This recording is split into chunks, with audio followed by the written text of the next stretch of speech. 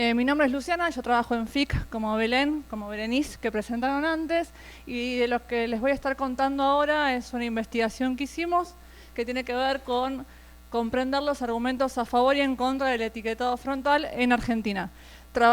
Tuvimos algunas llamadas con Nija y el equipo de Brasil, así que va a haber varias cosas que son similares y algunas que son distintas.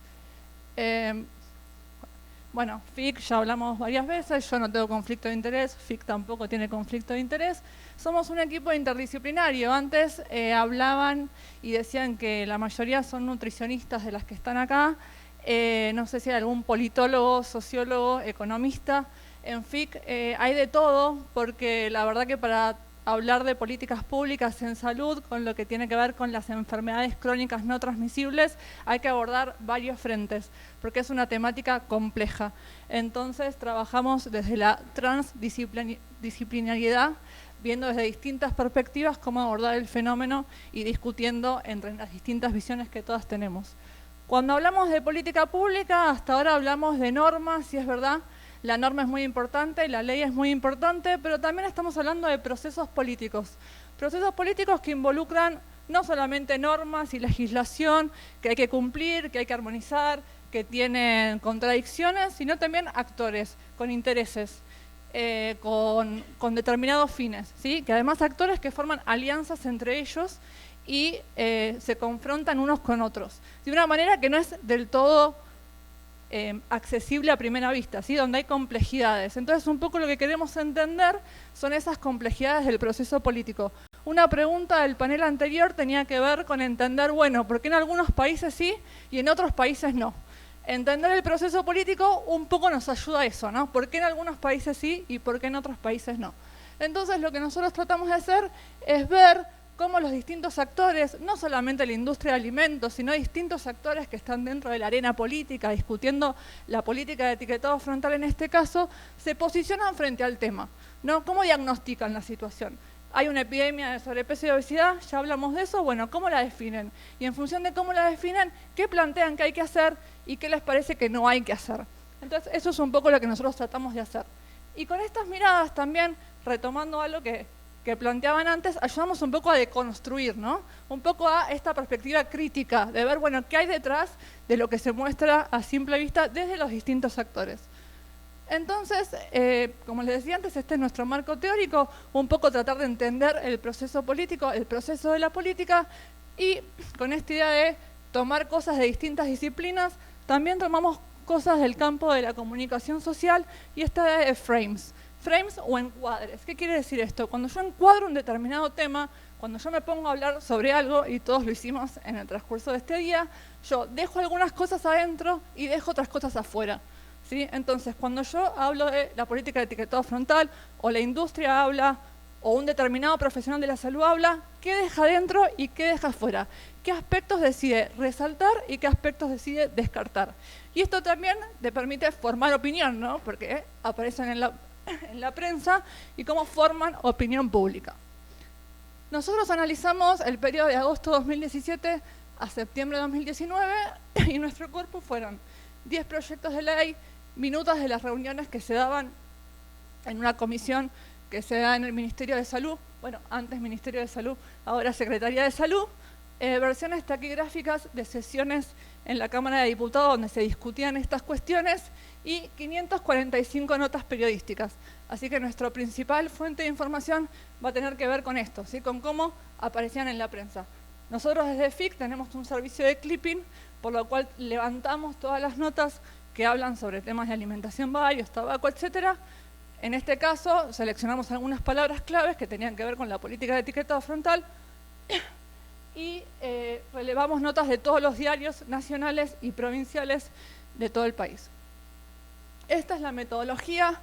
La verdad que a esta hora ponerme a detallar mucho esto me parece un poco aburrido, pero simplemente lo que quiero detallar es que es sistemática, es auditable. ¿Qué quiere decir esto? Que cualquiera que quiera saber cómo nosotros llegamos a estos resultados lo puede saber, está detallada paso por paso qué es lo que hicimos, cómo lo hicimos. Tiene criterios de confiabilidad y validez propios de lo que hace la investigación cualitativa en este caso, y todo eso, al que le interese, lo puedo detallar en mayor profundidad. ¿Cuáles fueron nuestros primeros los resultados de la investigación? Bueno, primero, cuando hablamos del proceso de la política de etiquetado frontal, lo que vemos es que hay un montón de actores. Está la industria, obviamente, con la Cámara de las Industrias de Alimentos, que en Argentina es la COPAL. Industria de alimentos como PepsiCo, Coca-Cola, etcétera, que hablan. Pero también está la sociedad civil, y la sociedad civil como un conjunto amplio, porque está la sociedad civil como sociedades argentinas de nutrición, sociedades argentinas de pediatría, pero también como asociaciones argentinas de tecnólogos en alimentos, que están más vinculadas a la industria, ¿sí? Y otras que deberían estar más vinculadas al sector de salud, pero que presentan conflictos de interés. Entonces tenemos como una complejidad, no es que nosotros vamos a ver como una divisoria de aguas donde digamos, bueno, el sector de salud habla de esto y la industria de alimentos habla de esto. No, vamos a ver que es más complejo. Y eso también es otra pista más para entender por qué en Argentina no, ¿sí? ¿Por qué no estamos avanzando? Entonces tenemos todos estos actores que aparecen en esas fuentes de datos que yo les contaba antes. Estas, con muchos colores, estas nubes de palabras, como la que hizo Cecilia en la presentación, que es una manera de tratar de mostrar un poco más divertido todas estas presentaciones con palabras, palabras, palabras, lo que nos muestra es, en un pantallazo muy rápido, si nosotros decimos, bueno, ¿de qué habla la industria de alimentos? Cuando tiene que hablar de la política de etiquetado frontal, habla de Mercosur. Lo primero que dice es, esto se tiene que discutir en el ámbito del Mercosur. Ese es el ámbito para hablar de estas políticas. Y habla de, lo que hay que dar es dar información, ¿sí? Y lo que hay que hacer es educar. Ahí lo ven en violeta, educación. Esas son como las claves. Esto se discute en Mercosur, lo que tiene que hacer una política es informar para educar a los consumidores. Y acá aparecen lo que planteaban en el primer panel, que vos preguntabas, la idea de demonizar, demonización, ¿sí? La política de etiquetado frontal demoniza los alimentos. Una metáfora, ¿no? Claramente, pero que se repite constantemente, porque así como decía Nija, el discurso es muy claro, conciso y repetitivo, ¿sí? Es siempre lo mismo. Y en cambio, cuando nos paramos del sector de salud, ¿qué aparece? La idea de advertencias, los etiquetados de advertencia, la importancia del etiquetado frontal, y aparece la idea de políticas y la idea de entorno, ¿sí? O sea, estamos hablando de cosas distintas. Y esto es importante, ¿no? Pensar que estamos hablando de cosas distintas, porque después cuando estamos en mesas donde en teoría todos estamos hablando de cosas de lo mismo, no, estamos hablando de cosas distintas. Entonces, lo primero que nos preguntábamos es, bueno, ¿cómo definen la situación? La industria de alimentos, el sector de la industria, no niega que hay una epidemia de obesidad, ¿sí? Porque eso ya no se puede negar. Pero, ¿cómo la definen y cómo piensan que hay que actuar? La industria de alimentos, ¿en qué enfatiza? En el carácter multidimensional, en la complejidad del problema. Que eso lo sabemos, ¿no? Es un problema multifactorial, no responde a una sola causa, sino a muchas. Y el énfasis está en la educación nutricional. Hay que educar a los consumidores. Y el sector salud, tenemos la idea del entorno alimentario, ¿sí? Con lo que planteábamos antes, que este es un problema que tiene distintas capas, ¿sí? Donde lo social es importante, la necesidad de informar sobre el contenido de nutrientes críticos, que hablábamos un poco hoy a la mañana, ¿no? Y la necesidad de regular, de política. ¿Pero qué tenemos? También tenemos algunos profesionales de la salud, del mundo de la nutrición, académicos, que plantean, bueno, el problema no son los ultraprocesados. Entonces acá aparecen las complejidades que yo les decía antes. No hay una divisoria de aguas, ¿sí? Tenemos distintos actores.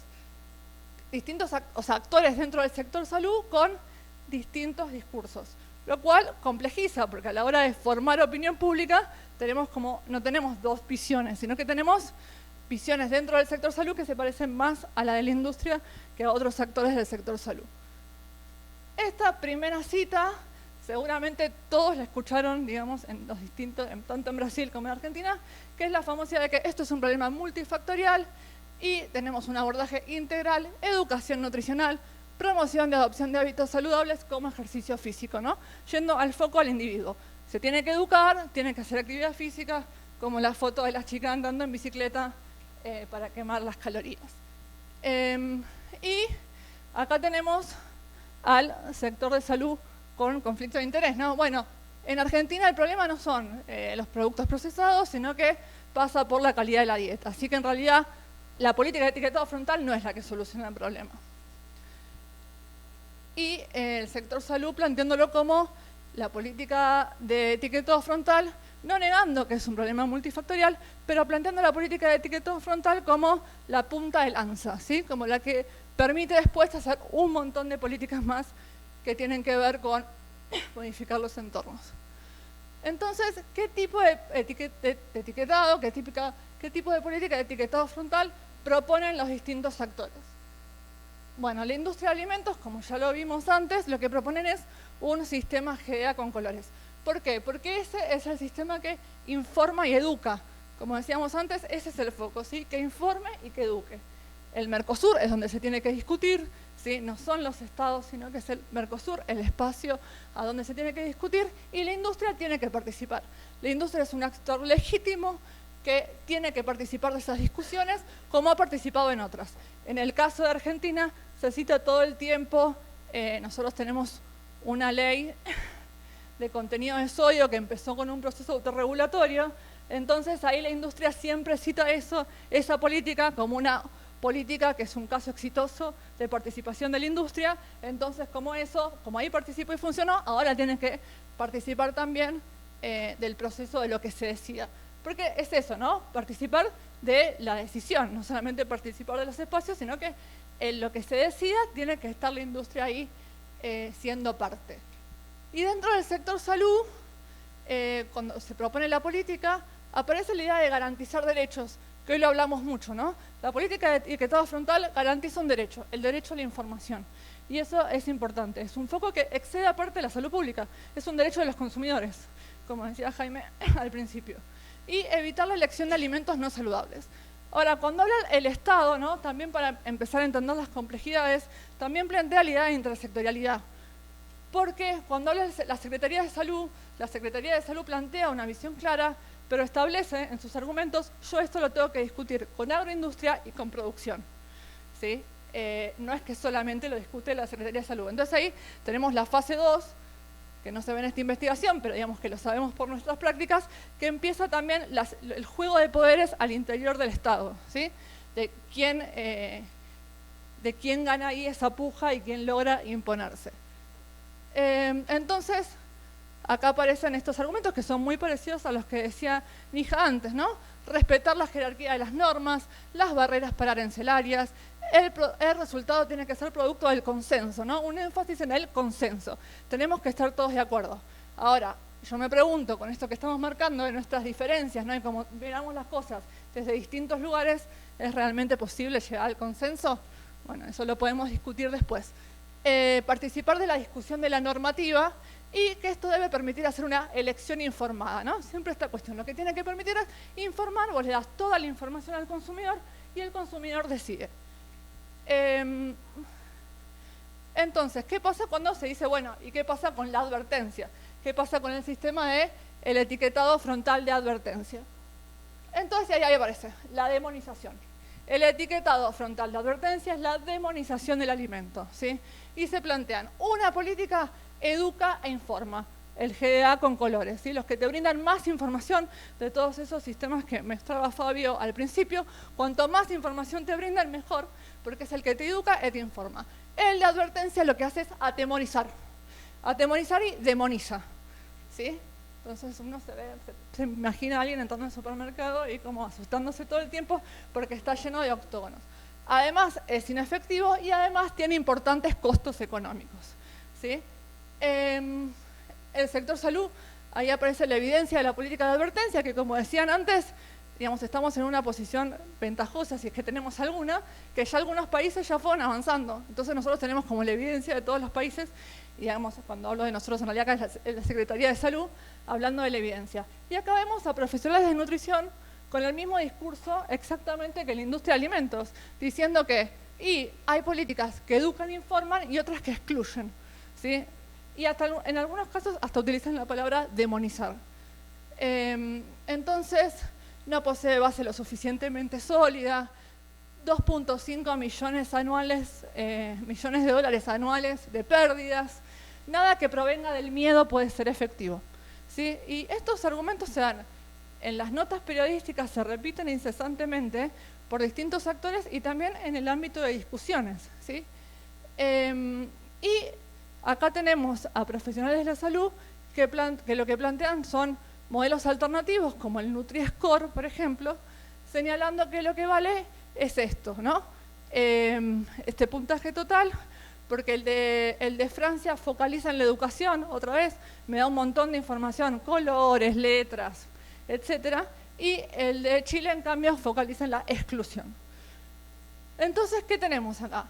En estos varios colores que tenemos, yo lo que quería mostrar un poco es que tenemos, como decía Nija antes, es un discurso muy monolítico, ¿sí? Es un discurso muy claro en cómo está armado, decir, bueno, es un problema multifactorial, el eje está en la educación, yo necesito una política que eduque e informe, la política que se necesita es el GEDA con colores o similar, Nutri-Score, los otros demonizan y además generan costos y además son inefectivos. Es claro y se repite y se repite y se repite por distintos sectores. Y eso lo repiten las cámaras, la industria, sociedad civil vinculada a la industria de alimentos, ¿sí? Pero también algunos profesionales de la salud, y ahí tenemos un problema. También profesionales de la salud que no dicen soy un profesional de la salud con conflicto de interés, sino que en los medios aparecen como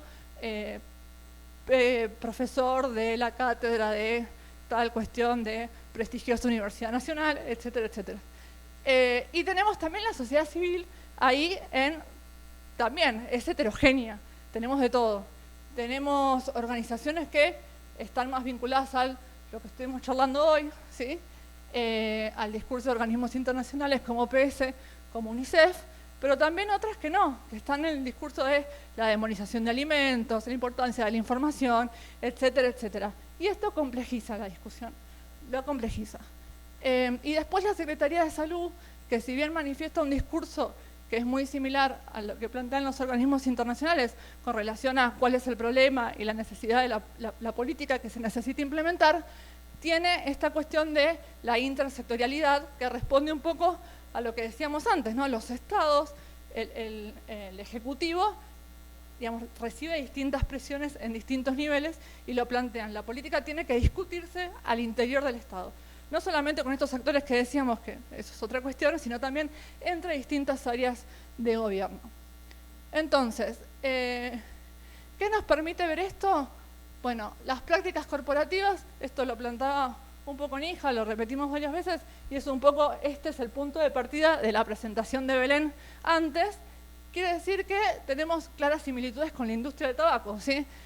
En lo que son las prácticas corporativas. De hecho, nos ha pasado en reuniones que siempre sale el tema, ¿no? Bueno, pero no me vas a comparar el cigarrillo con la galletita. No, el cigarrillo es distinto a la galletita, pero las prácticas corporativas son las mismas, ¿sí?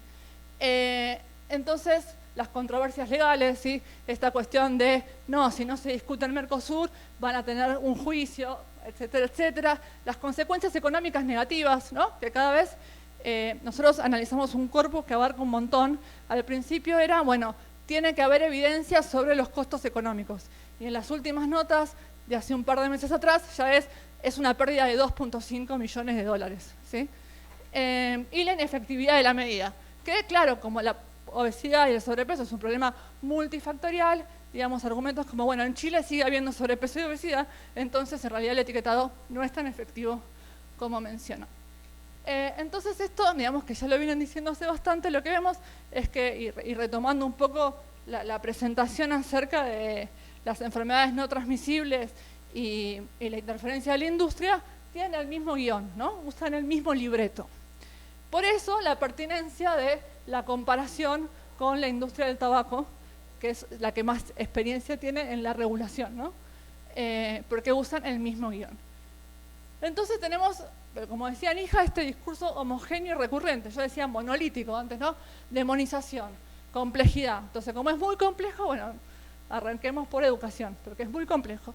La demonización de algunas políticas y la importancia de la educación, ¿no? El hablar de la importancia de la educación, obviamente nadie niega la importancia de la educación alimentaria y nutricional, pero te pone el foco en el individuo. Bueno, si vos te educás, ya está, se solucionó.